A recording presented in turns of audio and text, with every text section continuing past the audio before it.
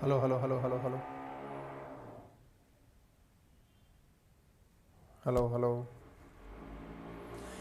नमस्कार साथियों, स्वागत है आप सभी का अंकित इंस्पायर्स इंडिया पर। मैं हूं अंकित अवस्थी। आप हैं मेरे साथ में एक ऐसी अंतरराष्ट्रीय विषय की महत्वपूर्ण खबर की चर्चा करने के लिए। यदि यह सही सिद्ध हुई तो यकीन मानिए कि आने वाले समय में भारत का यह दाव वेस्टर्न वर्ल्ड के लिए बहुत भारी पड़ेगा। मैं एक बार के लिए सेशन की आवाज आ गई आ गई। हाँ जी, तो किस चीज के बारे में आज हम चर्चा कर रहे हैं, किस प्रकार से भारत रूस के विकल्प के रूप में वेनेजुएला, जिसको दुनिया का सबसे अधिक तेल के भंडार वाले देश के रूप में जाना जाता है, वहां पर अपनी संभावनाएं तलाश रहा है। आज के सेशन में हम बताएंगे और सेशन की शुरुआत में ही आप लोग जो बहुत पुराने मेरे मित्र हैं वो ये बताएं कमेंट बॉक्स के अंदर कि दुनिया में सबसे अधिक तेल जिस देश में पाया जाता है उसकी उस लेक का नाम, उस झील का नाम क्या है जिसके नीचे दुनिया के सबसे ज्यादा तेल के ज्ञात भंडार उपस्थित हैं। नंबर दूसरा सवाल जो आपसे मैं कमेंट बॉक्स में अभी पूछ रहा हूं, आप सेशन के दौरान सही जवाब दे सकते हैं। मैं आपका नाम लेकर आपके जवाब की कंसीडरेशन करूंगा। दूसरा सवाल आपसे पूछ रहा हूं कि दुनिया में सबसे पहले साम्यवाद, मार्क्सवाद को लेकर के बात करने वाला व्यक्ति कौन था। हालांकि सवालों में ही हम जवाब दे दिए, बना नहीं पाए, फिर भी चलिए शुरू करते हैं सेशन को। और आपके सामने जैसा सेशन दिया गया है, सेशन के अंदर कहा गया है कि रूस का विकल्प बनेगा अमेरिका विरोधी वेनेजुएला। क्या कहानी है इसकी? मैं यकीन से कह सकता हूं कि आप में से बहुत सारे लोग आज पहली बार, क्योंकि दुनिया भर में जिस प्रकार के रिश्ते चल रहे हैं, जहां एक और रशिया यूक्रेन चल रहा है, चाइना ताइवान, इंडिया पाकिस्तान चल रहा है, उसी बीच में आज आपको एक और देश की कहानी सुनाऊंगा। शायद हो सकता है आप में से बहुत सारे लोग इसे पहली बार सुने, लेकिन यकीन मानिएगा स्टोरी बड़ी इंटरेस्टिंग है। बस ध्यान लगाकर सुनते चलिए। कंट्री का नाम है वेनेजुएला। आपके सामने एक तस्वीर दिखाई जा रही है। देखकर ऐसा लग रहा है कि किसी ने इसे पर्टिकुलर तरीके से पेंट करके बनाया है। कुछ इस प्रकार की बिल्कुल पेंट जैसी तस्वीर दिख रही है। यह तस्वीर कोई पेंटिंग नहीं है, अपितु भारत की तरफ से गए हुए एक प्रतिनिधि मंडल की वेनेजुएला के प्रतिनिधि मंडलों के साथ होती मुलाकात की तस्वीर है, जिसे शायद आप पेंटिंग समझने की भूल कर दें। ये जो आपको लोग दिख रहे हैं, ये बातचीत क्या कर रहे हैं? ये बातचीत कर रहे हैं कि सर आप बताएं, हम लोग गए हैं, हम जाकर इनसे बात कर रहे हैं। बात क्या कर रहे हैं? सर आप बताएं कि यदि हम आपसे तेल मांगें तो प्रक्रिया क्या होगी, तेल लेने के लिए हम क्या कर सकते हैं। आप नवंबर 22 एएनआई के हवाले से यह खबर देख रहे हैं। India Venezuela hold 4th round of talk in foreign office consultation in Caracas. Caracas Venezuela की राजधानी, और वहां बैठकर बातचीत हो रही है। इंडिया एंड वेनेजुएला, इस प्रकार की तस्वीरें साझा की जाती हैं और तस्वीरों के माध्यम से बताया जाता है कि भारत का प्रतिनिधि मंडल यहां आया है और यहां आकर के इन्होंने बहुत सारे विषयों पर चर्चा की है। उन बहुत सारे विषयों में एक चर्चा तेल की चर्चा भी है। अब ये तेल की चर्चा का वेनेजुएला कनेक्शन क्या है, सारी बातें आपको बताएंगे। पहले के लिए आप यहां पर खबर को ढंग से पढ़ लीजिए और यहां से जो भी चीजें आपको एक्सट्रैक्ट करनी है वो कर लीजिए। ये 4th राउंड टॉक थी इंडिया वेनेजुएला की, जिसके बारे में हम आज आपके साथ में चर्चा कर रहे हैं। अब अचानक सवाल बनता है, दुनिया के बहुत से देशों के साथ भारत के मतलब जो अधिकारी लोग हैं वो बातचीत करते हैं, इसमें अचानक वेनेजुएला की कहानी का इतना कीर्तिमान स्थापित करने की क्या जरूरत है? मैं क्या कह रहा हूं, आप केवल इंतजार करके चलिए सेशन अंत होने का। जब खत्म हो जाए ना, उस समय कहिएगा कि यह कहानी अजीबोगरीब थी, एक ऐसी कहानी जिसके अंदर आपको बड़ा मजा आने वाला है। असल में मैं तो यह कहने वाला था कि अमेरिका की फजीहत का यह सेशन होने वाला है। चलिए शुरू करते हैं। साथियों, 1990 के दशक की बात है कि दुनिया के रईस देशों में शामिल हुआ करता था। कौन? वेनेजुएला। आज पता है हालत क्या है? हालत यह है कि यहां की सरकार लगभग हर 10-5 साल के अंदर लोगों से कहती है कि आपके नोट के पीछे लिखी हुई जीरो आज के बाद नल एंड वाइड काउंट की जाएंगी। रुकिए जरा, प्रधानमंत्री मोदी जी का वो मतलब अनोखा भाषण याद है जिस दिन उन्होंने आकर के आपसे कहा था, मेरे प्यारे भारतवासियों, आज इतनी तारीख से इतने बजकर इतने मिनट पर देश के अंदर 500 और 1000 के नोट चलने बंद हो जाएंगे। याद आ रहा है? यहां यह हर 5-7 साल में होता है। और ये लोग नोट चलने की बात नहीं करते हैं, इनका अनाउंसमेंट थोड़ा अलग प्रकार का होता है। क्या? इनका अनाउंसमेंट यह होता है कि मेरे प्यारे देशवासियों, आपके नोट पर अगर लिखा हुआ है 20,000 तो 20,000 की आखिरी 3 जीरो हटाकर आज से उसे 20 रुपया कंसीडर किया जाना चाहिए, यानी कि 3 जीरो पीछे की हटा दीजिए। अगर आपके नोट पर लिखा हुआ है 5 लाख, उसके पीछे की 4 जीरो हटा दीजिए। यहां पर इस प्रकार के डिसीजंस होते हैं, यानी आपके नोट पर आपको यकीन नहीं होगा, हालांकि मैं आपको वो सारे नोट दिखाऊंगा किस तरह से इनके नोटों पर नंबर्स ऐसे लिखे हुए हैं लाखों में, हजारों में, कि ये इतने हजार का नोट है, उसको बाद में अलग उसके अंदर बोल दिया जाता है। खैर कोई नहीं जी। तो अब आपको बताएंगे कि क्या स्थितियां हुई। एक ऐसा देश जो कि विख्यात था अपनी रईसी के लिए, वो देखते ही देखते बर्बाद हो गया। मैं इस सेशन को जब करूं तो कृपया करके वर्तमान समय की जो प्रासंगिकता है उस प्रासंगिकता से भी आप इसे रिलेट कीजिएगा और मुझे कमेंट बॉक्स में बताते चलिएगा कि देश में वर्तमान समय में सुप्रीम कोर्ट ने ऐसी हरकतें ना करने से राज्य सरकारों को रोका है।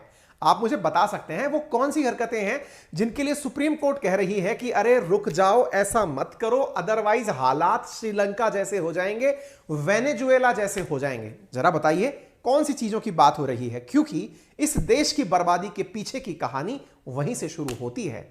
कहानी है वेनेजुएला की बर्बादी की। एक ऐसा देश जो कि स्थित है दक्षिण अमेरिका के उत्तर में, यानी कि बिल्कुल ऊपर की तरफ। एक ऐसा देश जिसके अंदर जो झील है जिसका नाम है मराकाइबो, और उस झील के अंदर पाया जाता है दुनिया का सबसे अधिक ज्ञात तेल का भंडार। लेकिन तेल को निकालने के लिए पैसा नहीं है, तेल को निकालने के लिए इनकी अपनी रिफाइनरीज में इतनी पावर नहीं है कि तेल को निकाल भी लें, साफ भी कर दें और उसे बेच भी दें। फिर रईस कैसे हुआ करता था? रईस होने के पीछे का बड़ा कारण था कि ये जो तेल निकालने वाली कंपनीज बुलाते थे, वो निकाला हुआ तेल बेचते थे अपने ही उत्तर में बैठे हुए दुनिया के अंकल कहे जाने वाले अंकल सैम यूएसए को, यानी अमेरिका को जाकर के ये लोग अपना तेल बेचा करते थे। ये अमेरिका रहा, अपने कुल उत्पादित क्षमता का लगभग 40% तेल अमेरिका को बेचा करते थे। एक दिन अंकल अमेरिका को इनकी जो फ्रीडम है वो पसंद नहीं आई। बस उस आधार पर यह कहा गया ट्रंप के नेतृत्व में, जाइए आज से हम आपका तेल नहीं मांगेंगे, हम तेल खरीदेंगे नहीं, किसी को खरीदने नहीं देंगे। हालात ऐसे बिगड़ गए कि भाई साहब आज देश में यदि कोई सब्जी खरीदने भी जाता है तो बोरा भर के पैसे लेके जाता है। बताएंगे सारी कहानियां। फिलहाल के लिए इस देश की कहानी को आगे बढ़ाते हैं। बात चूंकि वेनेजुएला की हो रही है, यदि इसकी चर्चा हमने ज्यादा नहीं की है तो मैप के माध्यम से आपको बता दें कहां पर स्थित है। जैसा मैंने आपसे कहा कि यह देश दक्षिण अमेरिका के उत्तर में स्थित देश है, यहां पर स्थित है। काराकस इसकी राजधानी है। पढ़ने वाले विद्यार्थियों के लिए मैंने पूरी स्लाइड यहां पर डाल दी है। शुरू करते हैं इसकी हिस्ट्री से। देखिए, जब भी कोई नया देश सुर्खियों में होता है, मेरी एक मोरल रिस्पॉन्सिबिलिटी होती है कि उस देश के प्रति आपके मन में थोड़ा भाव पैदा किया जाए, कहानी शुरू से शुरू की जाए। तो शुरू से शुरू करते हुए कहानी में आज हम पहुंचते हैं इस देश के इतिहास में। जैसा कि आप सभी को मालूम है, इस दुनिया के सबसे गरीब और भुखमंगे जो लोग हुआ करते थे वो लोग यूरोपियंस थे। आज भी वही हैं, लेकिन दुनिया भर का पैसा लूट करके बैठे हुए हैं, इसलिए अपने आप को अमीर बताते हैं। अपनी भूख, इनकी भूख का उदाहरण आप इस बात से आज भी देख सकते हैं कि चूंकि ये एनर्जी क्राइसिस में चल रहे हैं, इसलिए पूरी दुनिया के अंदर कुछ ना कुछ भीषण कराने की तलाश कर रहे हैं। एनर्जी क्राइसिस आपको मालूम है, ये अपनी सर्दी भी नहीं झेल पाते। ऐसी ही तलाश में, अपने भोजन की तलाश में, प्राकृतिक संसाधनों की तलाश में ये यहां से निकलकर इधर उधर जाया करते थे। स्पेन नामक देश जो कि बिल्कुल यूरोप के पश्चिमी किनारे पुर्तगाल के जस्ट नजदीक स्थित है, यहां से निकलकर कुछ लोग वेनेजुएला गए। आपको मालूम होना चाहिए यही कारण है कि यहां पर लैटिन भाषा का प्रचार प्रसार हुआ और ये लैटिन अमेरिकी देश कहलाने शुरू हुए। खैर, ये लोग यहां पर पहुंचते हैं और यहां पर राज करने लगते हैं। 1522 के अंदर स्पेन के लोगों के आने के बाद वेनेजुएला के अंदर जो लोकल्स रह रहे थे, जो वेनेजुएला के कबीले थे, उन कबीलों ने इनके आने से बड़ा इरिटेशन फील किया। स्पेन के लुटेरे यहां पहुंचे थे, यूरोपियन भुखमरे यहां पहुंचे थे, उन्होंने यहां के प्राकृतिक संसाधनों का दोहन करना शुरू किया और यहां से बड़ी मात्रा में संपदा को निकाल करके ले जाना शुरू कर दिया। प्राकृतिक संपदा को ले जाते हुए लोगों ने जब इन्हें देखा, कबीलों ने जब देखा, तो इनके खिलाफ विद्रोह कर दिया और विद्रोह का परिणाम आजादी के संघर्ष के रूप में निकला। इतिहास इसलिए बता रहा हूं कि आपको कहीं यह ना लगे कि यह केवल हमारे ही साथ था। दुनिया में ये भूखे भूखे लोग बहुत जगह गए और इन्होंने, देखिए, अगर हम कई बार ना, मैं कई बार फिर इतिहास के अंदर घुस जाऊंगा, कई बार हमारे अंदर ये फीलिंग आने लगती है कि हमारे ऊपर ही आक्रमण क्यों हुए। अरे भाई, आप लोग अमीर थे, अमीर आदमी जो पैदाइशी अमीर है, जिसने केवल और केवल नवाबी देखी है, लुटेरे, भुखमरे, चोर, डकैत किसी पैसे वाले के घर में आएंगे ना। ये जितने भी लोग थे, चाहे अफगानिस्तान से आने वाले हों, अफगानी हो, मुगल हो, मंगोल हो, ये सब थे क्या असल में? ये वो लोग थे जिनके यहां आज भी अनाज पैदा नहीं होता है। देख लो ना, अमेरिका जाने के बाद अफगानिस्तान में भूख के क्या हालात हैं। आप देख लीजिए, जहां जहां आप इन लोगों को ही देख लीजिए, जो ये लुटेरे हैं, इनके पास खाद्यान्न खत्म होता है, दुनिया में लड़ने पहुंच जाते हैं। ये वही लोग हैं। तो इसमें अपने आप को कभी हीन दीन मत बनाइएगा। स्टोरी केवल ये है कि 1821 में सिमोन बोलीवर के नेतृत्व में वेनेजुएला, कोलंबिया और पनामा, इक्वाडोर ने मिलकर खुद को स्पेन से आजाद करके रिपब्लिक ऑफ कोलंबिया के रूप में स्थापित कर दिया और 1930 के अंदर वेनेजुएला एक स्वतंत्र राष्ट्र के रूप में निकलकर बाहर आ गया। हालांकि 1930 के बाद में अधिकतम टाइम यहां पर सैन्य शासन चला, लेकिन सैन्य अधिकारी बड़े कल्याणकारी प्रकार के हुआ करते थे। उसके बावजूद 1959 में यहां लोकतंत्र की स्थापना हुई। देखिए, जब लोकतंत्र की बात हम करते हैं, विचारधाराओं की बात आती है, पूंजीवाद और साम्यवाद की बात आती है, और जब साम्यवाद की बात आती है तो मैं आज आपको एक बुक रिकमेंड कर रहा हूं। जैसा मैं आपके साथ रोजाना कोई ना कोई बुक रिकमेंड करके जाता हूं, इन बुक्स में आज आपके लिए है कार्ल मार्क्स और फ्रेडरिक ईगल, द कम्युनिस्ट मैनिफेस्टो। यदि आप समझना चाहते हैं कि साम्यवाद है क्या, तो साम्यवाद को समझने के लिए यह एक किताब है, कुकू एफएम पर अवेलेबल है। जो मेरे पुराने साथी जिसे डाउनलोड कर चुके हैं, बहुत बढ़िया। जिन्होंने अभी तक डाउनलोड नहीं किया है, मैंने लिंक कमेंट बॉक्स में और डिस्क्रिप्शन में डाल दिया है। यहां पर केवल यही किताब नहीं, 7 भाषाओं में 10,000 से ज्यादा किताबें हैं, जिन्हें आप ऑडियो बुक के रूप में एफएम की तरह सुन सकते हैं, जिन्हें आसानी से आप नोट्स बना सकते हैं, स्लीप मोड में जब सो रहे हो तब सुन सकते हैं। आप इनके अंदर प्रॉपर तरीके से नोट्स बना सकते हैं, ड्राइव मोड का यूज कर सकते हैं, और कीमत मात्र 199 रुपीज, लेकिन वो भी शुरुआती 250 साथियों के लिए। ऐसा कब संभव है? जब वो मेरा रेफरल कोड अंकित 50 यूज करते हैं। तो आज की रिकमेंडेड बुक है साम्यवाद के ऊपर। आगे बढ़ते हैं। तो साथियों, इसकी स्टोरी थोड़ी और आगे बढ़ती है। इतिहास में अगर आपकी रुचि है तो थोड़ा इसको समझिएगा। मैं इसलिए बार बार बोल रहा हूं, कई बार मैं इसमें एक अपना ओपिनियन ऐड कर देता हूं ताकि आप इस बात को थोड़ा गंभीरता से सुने। कहते हैं कि बड़े लोग हमसे कहते हैं कि दूध का जला भी व्यक्ति छाछ को फूंक दे देकर पीता है। इसका अर्थ है कि यदि किसी व्यक्ति ने अपने जीवन में कुछ कड़वे अनुभव ले लिए हैं, तो उन अनुभवों को ध्यान में रखते हुए वो बड़ा ही केयरफुली जीवन में आगे बढ़ता है। आपने सुना होगा, लेकिन समझदार उससे भी आगे वाली श्रेणी के होते हैं। और वो पता है क्या होते हैं? यदि कोई दूसरा व्यक्ति दूध के पीने से जल गया, तो वो खुद उससे लर्निंग ले लेते हैं कि अच्छा, गर्म दूध डायरेक्ट पीने से जलते हैं, इसे ठंडा करके भी पिया जा सकता है। आपकी लर्निंग के लिए जरूरी नहीं है कि आप खुद ही अपने ऊपर सारे प्रयोग करें। इसीलिए आज का सेशन ध्यान से सुने, क्योंकि विश्व इतिहास जानना आपके लिए इसलिए जरूरी होता है क्योंकि आपको वर्तमान परिप्रेक्ष्य में ऐसा यदि आपकी सराउंडिंग में कहीं भी होता हुआ दिखता है तो आप सतर्क हो जाते हैं, बढ़ते हैं। साथियों, यहां की कहानी शुरू होती है सावेज नामक एक व्यक्ति के शासनकाल में, जो कि इनका एक गोल्डन पीरियड कहलाता है। वेनेजुएला का स्वर्णिम युग था ह्यूगो चावेज के रूप में, जो 1999 के अंदर सत्ता में बैठते हैं और 2013 तक सत्ता में रहते हैं। साथियों, आप कमेंट बॉक्स में इनको रिलेट कर जाएंगे, मैं गारंटी देता हूं। मैं बस आपको इनके 14 साल के कार्यकाल को बताऊंगा और आप खुद से चीजें जोड़ने लगेंगे। ध्यान से सुनिएगा। इस देश ने सबसे ज्यादा पैसा पता है किस बात से कमाया? मैक्सिमम बिजनेस इन लोगों के पास तेल बेचने का था। यानी तेल बेचो, पैसा कमाओ। बड़ी रईसी आ गई, खूब पैसा आ गया। फिर क्या था? सावेज सत्ता में थे, दुनिया को फील गुड कराना शुरू किया। अगली बार भी चुनाव जीतकर हम आए, शुरू किया गया। बिजली फ्री में दी जाएगी, पानी फ्री में दिया जाएगा, पेट्रोल के दाम आपके लिए घटा दिए जाएंगे, आपको फर्टिलाइजर्स फ्री में दिए जाएंगे। कुछ याद आ रहा है? इन दिनों हमारे देश में बहुत सारे राजनीतिक दल आजकल फ्रीबीज बांटने की घोषणा कर रहे हैं, मुफ्त चुनावी घोषणाएं कर रहे हैं, जिनके अकाउंट्स खाली पड़ रहे हैं, जिनके ऊपर कर्जों की सीमा बढ़ती जा रही है, लेकिन फिर भी जनता के सामने फिर से लौट कर आना है। कहा जा रहा है आपके कर्ज माफ किए जाते हैं, आपके लिए बिजली मुफ्त की जाती है, आपके लिए पानी मुफ्त किया जाता है। बहुत बढ़िया, क्योंकि मुफ्त में मिला हुआ हर सामान व्यक्ति को लगता है कि यह तो मेरा जन्म सिद्ध अधिकार है, लेकिन वो व्यक्ति मूल रूप से यह देखना भूल जाता है कि अरे, तुम ये जो खजाना लुटा रहे हो, इस खजाने में धन आया कहां से था? क्या तुम्हारे पास खजाने का कोई सोर्स था क्या? साथियों, यह गलती वेनेजुएला ने की थी, यह गलती श्रीलंका ने की थी। और इसको अगर आप दिमाग में बिठा लेंगे तो आप अपने देश में सुप्रीम कोर्ट के द्वारा बार बार दी जा रही हिदायतों को याद रखेंगे, जब वो कहती है कि देश वाले सतर्क हो जाओ, इन चुनावी घोषणाओं से बचो जो मुफ्त की चल रही हैं, ये मुफ्त की रेवड़ियों के चक्कर में अपने देश को बर्बाद मत करो।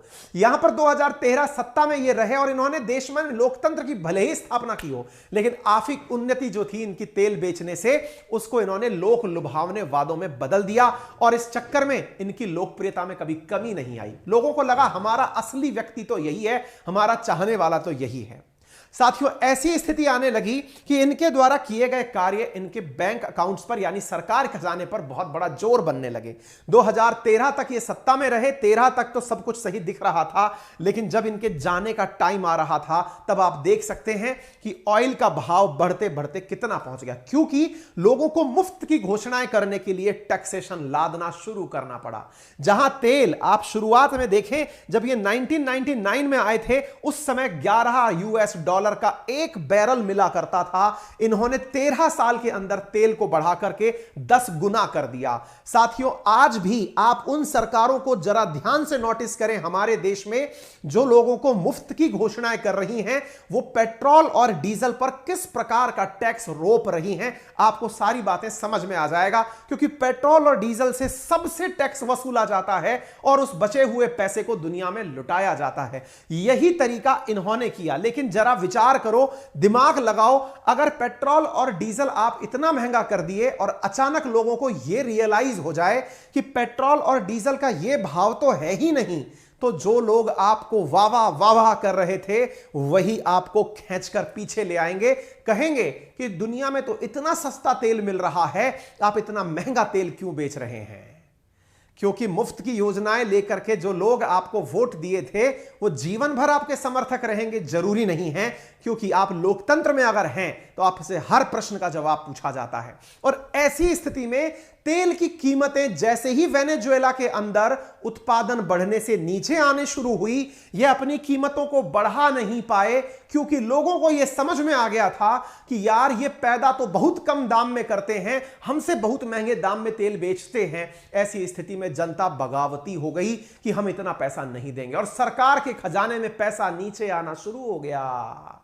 जिनको पसंद किया जा रहा था सावेज, उनके शासन का अंत हो गया। सावेज सत्ता से निकलते हैं। हुगो चावेज का मानना था कि जितना भी पैसा वो मिलेगा वो लोगों पर खर्च होना चाहिए। वो राष्ट्रपति बने और अमीर दोषों से पैसा, मतलब ये अमीरों का पैसा लो, गरीबों में बांटो, ये सब काम कर दिया। चूंकि पूरा देश ही 95% अपनी इकोनॉमी को उठा करके किससे चलाता था, तेल से चलाता था। और ऐसी स्थिति में क्योंकि इनके पास कोई डाइवर्सिटी नहीं थी, इन्होंने लोगों को खुश करने के लिए निजी उद्योगों का राष्ट्रीयकरण कर दिया, कल्याणकारी योजनाएं, मूल्य नियंत्रण जैसी समाजवादी नीतियों को लागू किया। वह सत्ता में बने रहने के लिए ये सारे काम किए गए, लेकिन लोगों की अर्थव्यवस्था में भलाई कैसे हो ये नहीं सोचा। ऐसी स्थिति में सावेज के शासन का पतन होता है और प्राइवेट सेक्टर के खिलाफ चूंकि इन्होंने हल्ला बोला था। बड़ा आसान होता है देश के अंदर खड़े होकर के यह कह देना कि हम टाटा नैनो की फैक्ट्री बंगाल में नहीं लगने देंगे, हम देश के अंदर किसी एक कॉर्नर के अंदर इंडस्ट्रीज इसलिए नहीं लगने देंगे क्योंकि ये लोगों के हितों की मार है। अरे साहब, गरीब की आवाज बनने का जो ये आप नाटक करते हैं ना, इसमें आप कहीं ना कहीं उसको बेवकूफ बनाते हैं, इसलिए कि तुम हमारे पक्ष में हो, क्योंकि हम तुम्हारे वोट बैंक को समझते हैं। आप वोट बैंक के चक्कर में उसके जीवन को अंधकार में ही रखते हो। गरीब को गरीब इसलिए रखते हो क्योंकि यदि वो अमीर हो गया या वो समझदार पढ़ लिख गया तो वो आपकी नीतियों को समझने लगेगा कि अल्टीमेटली आप चाहते क्या थे। ऐसी स्थिति में यदि वाकई में लोगों का भला चाहते हो तो एजुकेशन दिलाओ, उन्हें रोजगार दिलाओ। यदि आप किसी की वाकई में तरक्की चाहते हैं तो उन्हें ताजीवन टेक्निकल एजुकेशन फ्री कराओ। यदि आप वाकई में, आप लगाओ ना टैक्स, पूरा टैक्स लगाओ, लेकिन सारी प्राइवेट स्कूल, प्राइवेट कॉलेज और प्राइवेट हॉस्पिटल्स बंद कर दो।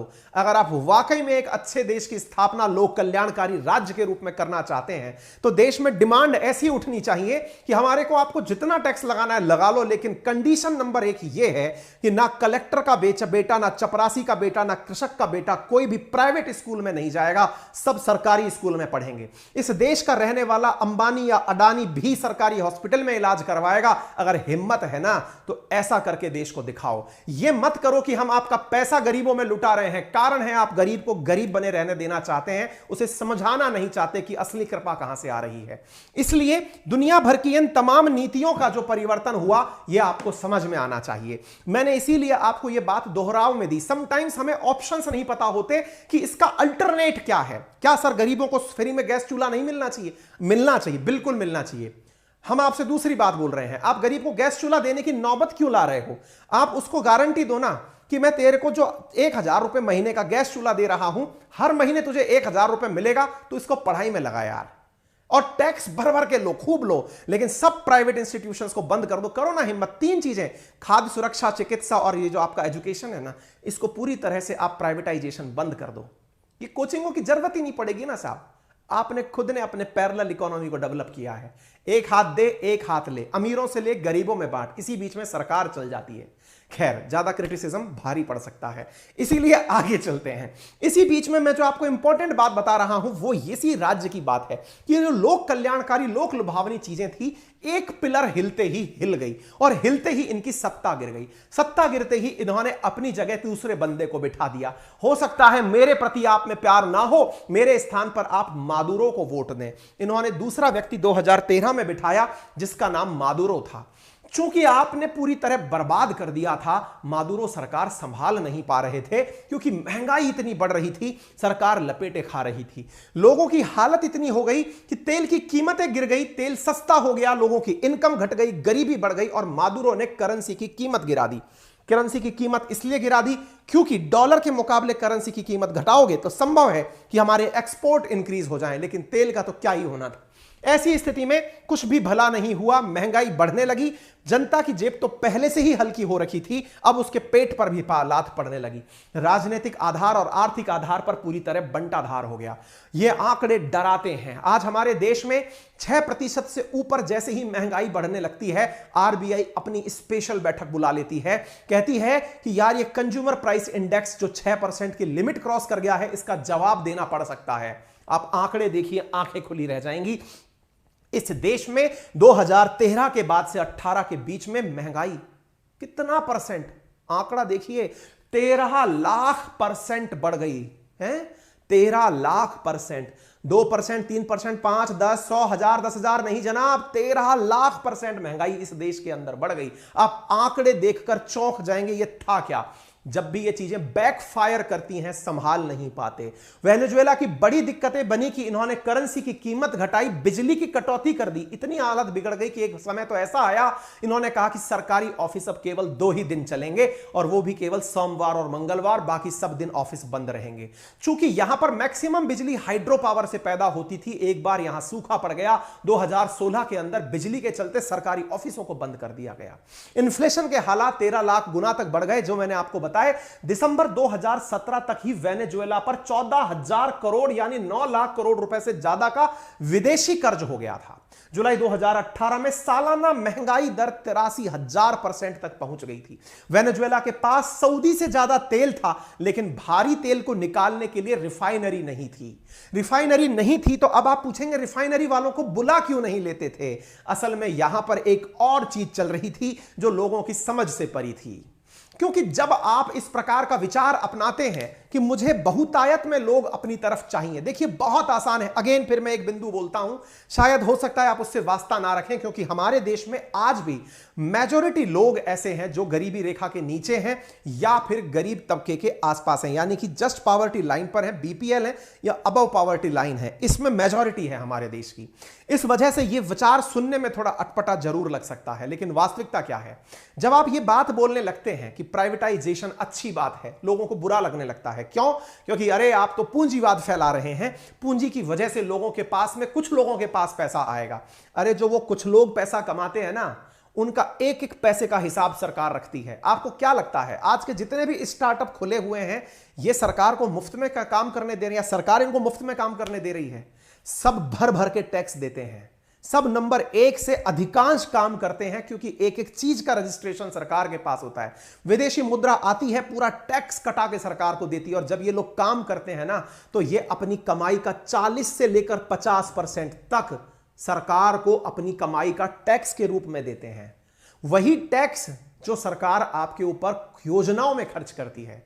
देश में जितने भी कॉरपोरेट घराने हैं, हम जब विरोध पर निकल कर आते हैं बहुत अच्छा लगता है, बुराई होनी चाहिए, विरोध होना चाहिए। पता है किस चीज का? गलत माध्यम से रिश्वत देकर के टैक्स बचाने का, रिश्वत देकर के टैक्स के बाईपास निकाल लेने का विरोध होना चाहिए। विरोध के नाम पर जब हम ये विरोध करने लगते हैं कि टाटा की फैक्ट्री ही नहीं लगने देंगे, इससे दो नुकसान। पहला, सोर्स ऑफ इनकम तो घटा ही, लोगों का रोजगार भी छिन गया। जिन लोगों की आमदनी बन सकती थी और सरकार कल्याणकारी योजनाओं के लिए पैसे खर्च करती थी, दोनों बंद हो गया। ये पता है क्यों हो रहा था? असल में यह हो रहा था क्योंकि इन्हें साम्यवाद की भूख चढ़ी थी। साम्यवाद वही कार्ल मार्क्स की देन जो मैंने सेशन की शुरुआत में आपसे पूछा था। बात तो शुरुआत में बहुत अच्छी थी, क्योंकि सर्वहारा वर्ग का शासन होना चाहिए। मार्क्सवादी विचारधारा कहते हैं कि एक प्रकार से पूंजीवादियों ने अपने सारे घर भर लिए, गरीबों का ध्यान नहीं दिया, इसलिए बीच का रास्ता समाजवाद निकल कर आया। इस बीच में जो कार्ल मार्क्स के जानने वाले थे, इंडस्ट्रियलाइजेशन के काल में यह माना गया कि सबसे ज्यादा काम कौन करता है? श्रमिक करता है, किसान करता है। तो शासन की कुंजी उनके हाथ में होनी चाहिए। अरे होनी चाहिए ना, हमारे इंडिया जैसी व्यवस्था करो ना। हमारे देश के अंदर जो मेजॉरिटी है वो आम आदमी है और वही सरकार चुनता है। तो सरकार किसकी हुई? मेजॉरिटी की सरकार हुई। सरकार ने अपने अंटे में किनको रखा हुआ है? इन पूंजीवादियों को, कि बेटा सुनो, तुम इंडस्ट्री यहां लगाओगे, तुम यहां लगाओगे, तुम यहां लगाओगे, इतना टैक्स हमें दोगे। कितना शानदार तरीका निकल आया। एक तरह तो आपके सामने विकल्प यह दिया जाता कि हर प्राइवेट कंपनी अब सरकारी हो जाए, यानी चाहे टाटा हो, बिड़ला हो, अडानी हो, अंबानी हो, सब सरकारी कंपनी बन जाए। जब सरकारी बन जाएगा तो किसी के अंदर काम करने का मोटिवेशन बचता ही कहां है साहब। अगर ऐसी स्थिति हो जाए तो पूरी तरह से इकोनॉमी नीचे बैठ जाए। फिर क्या उपलब्ध तरीका है जो भारत ने अपना रखा है? बेस्ट तरीका, सबको शासन का अधिकार मिला, बहुमत के शासन बना। क्योंकि देश के अंदर बहुमत में लोग गरीब हैं, बहुमत का शासन है, लोकतांत्रिक सरकार है, और उस सरकार ने अपने द्वारा बड़ी बड़ी लोगों को पकड़ा हुआ है कि लाओ भैया टैक्स दो, तुम्हारा टैक्स इन लोगों के लिए घर भरेगा। यही तो कारण है कि हमारे देश में जितनी भी विलासिता की वस्तुएं हैं या लग्जरी गुड्स हैं, उनमें भर भर के टैक्स लगता है। आपके पास में कोई महंगी गाड़ी है, मोबाइल है, या फिर कोई भी चीज जो आपको महंगी लगती है, या फिर जो बड़ी महंगी गाड़ियां आती हैं उनमें बहुत बड़ा बड़ा टैक्स लगा होता है। खैर, इन सब चीजों में इस देश के साथ भी जो मुसीबत हुई वो ये थी कि अपनी नीतियों के चलते इन्होंने साम्यवादी धारा अपना ली। साम्यवाद प्रेरित था रशिया से। रशिया विरोधी था अमेरिका का। वेनेजुएला के रशिया से जो संबंधी थे, करीबी संबंध थे, वो इनके एक पड़ोस के देश क्यूबा तक जाते थे। यानी वेनेजुएला, क्यूबा और रशिया, ये तीनों दोस्त हो चुके थे। ऐसी स्थिति में वेनेजुएला को लगता था कि पूंजीवादी लोग तो बुरे ही होते हैं, इन्हें देश से निकालो। और देश से निकालने में शुरुआत की गई तेल निकालने आई हुई कंपनियों की। ये वो वाली बेवकूफी हो गई कि एक लकड़हारा लकड़ी काट रहा है, लेकिन वो उसी डाल को काट रहा है जिस पर वो बैठा है। इन्होंने यही बेवकूफी करी। तेल के कारण यह कंपनी देश चल रहा है, और तेल निकालने के लिए जो अमेरिकी कंपनी वेनेजुएला में काम कर रही हैं, उन्हीं को यहां से भगा दिया गया कि तुम निकलो यहां से, हम लोग खुद कर लेंगे, हम अपना तेल निकालेंगे, हम अपने ही लेवल पर करेंगे, जनता का शासन होगा। और नुकसान भी यही हुआ। आज आपके सामने गल्फ कंट्रीज को उठाकर देखिए, बड़ी मात्रा में विदेशी कंपनियां काम कर रही हैं, शासन जनता का है। लोग आराम से कहते हैं कि हमारा पूरा पैसा शेख खाएंगे। हर आदमी शेख बना घूम रहा है, जिसके पास भी एक कुआं है वो शेख बना घूम रहा है कि भाई पैसा अपना है। कंपनी काम कराने के लिए प्राइवेट आदमी हमने रखे हुए हैं। बड़ी मात्रा में इंडियंस वहां जाकर के काम कर रहे हैं लेबर बन करके। कतर के हालात तो ये है कि 6500 से ज्यादा इंडियन, अपने बांग्लादेशी, श्रीलंकन वहां जाके खो गए हैं, पता ही नहीं चल रहा है, मर गए हैं वो लोग। ठीक है, तो साहब यहां पर ये सारी कहानियां होने लगी। इनकी जो मुद्रा थी वो घटते गई। एक किलो मीट की कीमत 3 लाख बॉलीवर तक पहुंच गई। हालात बहुत ज्यादा बिगड़ने लगे, बहुत ज्यादा बिगड़ने लगे। तो देखिए, आपने अभी इन दिनों एक चीज और नोटिस की होगी, और वो नोटिस क्या की थी मैं आपको बताता हूं। आपको याद है जब पाकिस्तान के अंदर महंगाई बढ़ने लगी, तो महंगाई बढ़ने का कारण जो आम जनता होती है ना, वो एक ही चीज मानती है, और वो क्या है? सरकार नाकाम है, इसलिए क्या करो, सरकार को हटा दो। बहुत अच्छा तरीका है। हम विदेशी फैक्टर्स को इग्नोर करते हैं। श्रीलंका का उदाहरण देख लीजिए, सरकार नाकाम है। ब्रिटेन का उदाहरण देख लीजिए, सरकार नाकाम है। सरकार विरोधी नारे लगते हैं। ऐसी स्थिति में अपोजिशन को मौका मिलता है कि हम तो आ जाएंगे तो सब सुधार देंगे। हमारे ऋषि सुनक आ चुके हैं, ब्रिटेन में कुछ सुधरा है क्या, महंगाई कम हुई है क्या? अभी चल रही है सारी चीजें, सुधरने में टाइम लगता है। एक दिन का कोई जादू की झप्पी थोड़ी है जो दी और सब सुधर गया, ऐसा नहीं होता है। एग्जैक्टली यहां पर भी ऐसा ही हुआ। क्या हुआ? महंगाई बढ़ रही थी, अपोजिशन सख्त हो रहा था, और अमेरिका को बुरा क्या लग रहा था कि भैया मादुरो, तुमने हमारी कंपनियों को वेनेजुएला से निकाला है, तो अब हम तुम्हारी सरकार गिराएंगे। देखो, पूंजीवादियों की जो सबसे बड़ी कमी है ना, वो कमी क्या है? ये आजकल नियो कॉलोनिज्म फैलाते हैं, नव उपनिवेशवाद। इसमें क्या होता है, ये लोग पैसे के दम पर आपको अपना गुलाम बनाते हैं। और वो कैसे? आपकी सत्ता परिवर्तन करा देते हैं। पूंजीवाद को गाली क्यों पड़ती है, उसके पीछे का बड़ा कारण यह है, आते व्यापार करने हैं, लेकिन ये सरकारों को भी लपेट लेते हैं। जैसे हमारे देश में आजकल क्या हो रहा है, ऐसा लगता है कि भाई हमारे अपोजिशन के द्वारा, राहुल गांधी जी के द्वारा बार बार क्या कहा जाता है, सत्तारूढ़ पार्टी अंबानी अडानी द्वारा स्पॉन्सर्ड है, यानी ये कंपनियां अपने हिसाब से फैसले करवाती हैं, है कि नहीं? ये सारी चीजें होती हैं मार्केट के अंदर। यही अमेरिका से लोगों ने सीखा है। अमेरिका ने वेनेजुएला में क्या किया, अपोजिशन को बुलाया और कहा कि तुमको हम जगह देते हैं, तुम सरकार चलाओगे, हम तुम्हें ही राष्ट्रपति मान लेंगे।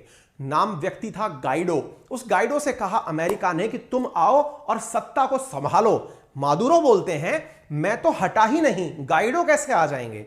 अमेरिका ने कहा जनता तुम्हारे खिलाफ है क्योंकि तुम महंगाई नियंत्रित नहीं कर पा रहे हो, इसलिए हम गाइडो को राष्ट्रपति मानते हैं। यह समय था 2019 का, डोनाल्ड ट्रंप अमेरिकी राष्ट्रपति होते थे। उन्होंने एक लेटर निकालकर दुनिया से कह दिया कि आज से वेनेजुएला के राष्ट्रपति होंगे गाइडो।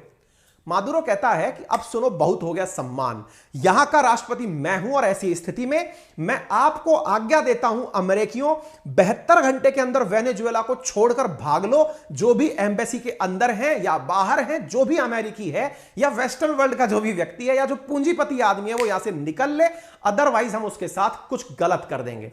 वेनेजुएला में भगदड़ मच जाती है। अमेरिका पूरी तरह से एकदम निराश होकर के बैठ जाता है कि अब गाइडो का क्या होगा। गाइडो इंतजार कर रहे हैं कि सत्ता मिलेगी, इस बीच में कोरोना आ जाता है। इस देश का रहा सहा काम और बर्बाद हो जाता है। ना गाइडो सत्ता में आते हैं, मादुरो जो है वो ना कुछ कर पाते हैं। अमेरिका यहां से समेट कर भाग लिया, पिस गई तो जनता पिस गई, क्योंकि ना तो तेल निकल रहा ना कुछ हो रहा।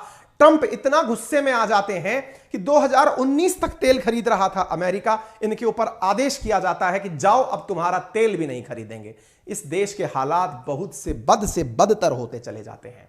आज आप 2022 में खड़े हैं, मौसम ने फिर करवट ली है। करवट में बाइडेन बैठ चुके हैं अमेरिका के राष्ट्रपति के रूप में। इधर की तरफ मादुरो और गाइडो की लड़ाई के अंदर मादुरो फिर से सत्ता में है, गाइडो अभी तक इंतजार में है, वेटिंग प्रेसिडेंट के रूप में बैठे हुए हैं। और इंडिया के सामने इस समय ऑप्शन यह है कि तेल मांगे तो मांगे किससे, क्योंकि तेल महंगा हो रहा है। 5 दिसंबर से पूरी दुनिया को कहा जा रहा है कि आने वाले 5 दिसंबर से G7 का प्राइस कैप रशिया के ऊपर लग जाएगा। ऐसी स्थिति में इंडिया को रशिया का विकल्प तलाशना होगा। इंडिया पहुंचा वेनेजुएला के पास कि भैया सुनो, तुम्हारा तेल हमें मिल सकता है क्या? वेनेजुएला ने कहा जनाब आप वही है ना जिनको हमने 2019 में भी कहा था कि हमसे सस्ते में तेल ले लो, लेकिन आप नहीं आए थे। अरे भूलो, पिछली बातें छोड़ो यार, अब मामला बदल रहा है। अब हम वो हो गए हैं जो अमेरिका के खिलाफ जाकर रशिया से नंबर 1 ऑयल परचेज करते हैं। उस रशिया को जो कभी 25वां ट्रेडिंग पार्टनर होता था, आज अपना 5वां ट्रेडिंग पार्टनर बना के हम रखते हैं। अरे हमसे व्यापार करिए, अब अमेरिका की आंखों में आंख डालकर हम बात करते हैं। वेनेजुएला ने कहा आई लाइक इट, आपके साथ तेल का व्यापार किया जा सकता है। तभी तो चौथे राउंड की बातचीत चल रही है। इधर अमेरिका से पूछा गया, अबे अमेरिका वालों अब तो थोड़ी इज्जत बचा लो। बोले क्यों? बोले तुमने सऊदी से कहा था कि ओपेक प्लस के अंदर जो तुमने 2 मिलियन बैरल प्रति दिवस तेल कटौती की बात की थी, वो क्या तुम्हारी बात मान रहा है? बोले नहीं यार, वो तो इनकार कर दिया है। बाइडेन को याद दिलाया गया, तुम्हें याद है तुमने कुछ ही दिन पहले जो वहां के किंग सलमान हैं उनके लिए कहा था कि मैं तुमको आरोपों से मुक्त करता हूं, तुमने पत्रकार की हत्या की फिर भी मैं तुमको फ्री करता हूं। उदाहरण में आपने मोदी जी को कोट किया। अरे समझ में आता है। अरे बाइडेन, तुम्हारा यह प्रयास भी वेस्ट हो गया। कम से कम MBS ने तो लोकतंत्र की हत्या की थी, एक पत्रकार को मारा था। वेनेजुएला ने तो ऐसा कुछ नहीं किया था। अपनी अब तो इज्जत बचा लो। बोले तरीका क्या होगा? बोले तरीका कुछ नहीं, तुम्हारी ओपेक प्लस बात सुन नहीं रहा। इंडिया चाइना रशिया से तेल मांगना कम नहीं कर रहे, कम से कम वेनेजुएला को ही ढील दे दो, कम से कम वही दुनिया को सस्ता तेल उपलब्ध करा देगा। बांस भी नहीं टूटेगा और सांप भी मर जाएगा। क्यों? क्योंकि यदि ये तुम्हारी बात नहीं मानते तो वो दुनिया का सबसे ज्यादा तेल पैदा करने वाला देश यदि तुम्हारी कंपनी शेवरॉन की वजह से फिर खड़ा हो गया तो तुम्हारी बात में दम रह जाएगा। अमेरिका चला हंस की चाल और पहुंचा वेनेजुएला। असल में हम भी उसी के पीछे पहुंचे हैं। अमेरिका जब वहां पहुंचा, वेनेजुएला से बातचीत किया कि भैया सुनो, तेल वेल मिल सकता है क्या? बोले तुम्हारे ट्रंप को बुलाओ, हमको बर्बाद करके चला गया। अरे छोड़ो पुरानी बातें यार, ये नहीं रहा है, कोरोना से जिंदा बाहर निकले हो, चलो कुछ बयान कर लें, बातचीत कर लें। वेनेजुएला का ठीक है, we will think on it. पर अमेरिका ने कहा देखो बेटा, दुनिया में बेइज्जती हमने भी अपनी बहुत करा ली है, तुम एक काम का बस वादा कर दो हमको। बोले बोलो ना। बोले 2024 आ रहा है। बोले अच्छा मोदी जी वाला? अबे छोड़ो यार, अपना वाला सोचो। 2024 आ रहा है, मादुरो और गाइडो दोनों मिलकर एक दूसरे से प्रॉमिस करो कि तुम लोकतंत्र की बहाली करोगे, क्योंकि दुनिया में लोकतंत्र का मसीहा अगर कोई है तो अमेरिका है। हम कहना चाहते हैं कि हम लोकतंत्र के मसीहा हैं, तुम बस प्रॉमिस कर दो कि लोकतंत्र ले आओगे। मादुरो बोलते हैं हाँ भाई गाइडो, इनकी चलते चल रहे थे तुम, देखा आ गए फिर से तेल मांगने। चलिए चर्चा करेंगे, तेल वेल देने की बातचीत करेंगे, आइए कभी बैठेंगे आपके साथ। इंडिया वाले गए कि सुनो उनके साथ डील वील कर लो, उससे पहले पैसा सेट कर लो, हमसे कितने में चाहिए।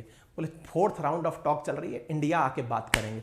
वेनेजुएला के दिन अच्छे आ चुके हैं। फिलहाल की कहानी कितनी अच्छी लगी कमेंट बॉक्स में जरूर बताइएगा। आपको पूरी कहानी का सिलसिलेवार तरीके से प्रसंग यहां पर स्लाइड दर स्लाइड मैंने आपको यहां दिया है। तस्वीरों में एक तरफ मादुरो हैं और एक तरफ गाइडो हैं। ये मादुरो हैं और ये गाइडो हैं। 2024 में अमेरिका इन दोनों की मित्रता अपेक्षित करता है। देखना होगा ये सारी वो जो कहानी मैंने आपको बताई ना, 72 घंटे में छोड़ दो, ये हो जाएगा वो हो जाएगा, ये सारी कहानियां, डोनाल्ड ट्रंप का क्या हुआ कैसे हुआ, सारी स्लाइड्स मैंने आपको लगाकर दी हैं। अमेरिका ने सैंक्शन वैंक्शन जो लगाए, सब स्लाइड्स लगाकर आपको दे दी हैं। पर मैंने आज मोजाबानी आपको कहानी इसलिए सुनाई ताकि आपसे मैं ये कह सकूं कि कुकू एफएम जो कहानी सुनने के लिए आपके कान में कहानी सुनाता है ना, उसे भी आप ऐसे ही सुन सकते हैं, यानी केवल ध्यान से सुने और कहानी का आनंद लें। जिसका रेफरल कोड है अंकित50। कमेंट बॉक्स में लिंक मैंने पिन कर दिया है, वहां से सेशन को आप डाउनलोड कर सकते हैं। और हाँ, यदि आपको सेशन पसंद आया है ना, तो सेशन में इस समय मेरे पास 17,000 से ज्यादा साथी साथ हैं और लाइक मात्र 4,000 हैं। यह है आपका प्यार। मादुरो और गाइडो को तो नहीं, कम से कम अपने मित्र को तो प्यार अपना प्रेषित कर दो यार, सेशन तो लाइक कर दो। एक हल्का सा बटन दबाना पड़ता है शेयर का, बहुत जगह पहुंच जाती है न्यूज़। और हाँ, यदि नए हो, मैं वादा करता हूं आपको मेहनत में कमी नहीं छोड़ूंगा, आप इसी आधार पर सब्सक्राइब कर दो यार, क्योंकि इतना देर का सेशन सुन लिया है तो कुछ तो हमने आपके लिए ढंग का किया होगा ना, इसी आधार पर सब्सक्राइब कर दो। फिलहाल के लिए इतना ही, अपना ख्याल रखें। और हाँ, ये सारा कंटेंट मैं आपके साथ अपने टेलीग्राम चैनल अंकित अवस्थी सर और GK by Ankit Awasthi sir पर शेयर करूंगा, आप वहां से डाउनलोड कर सकते हैं। धन्यवाद।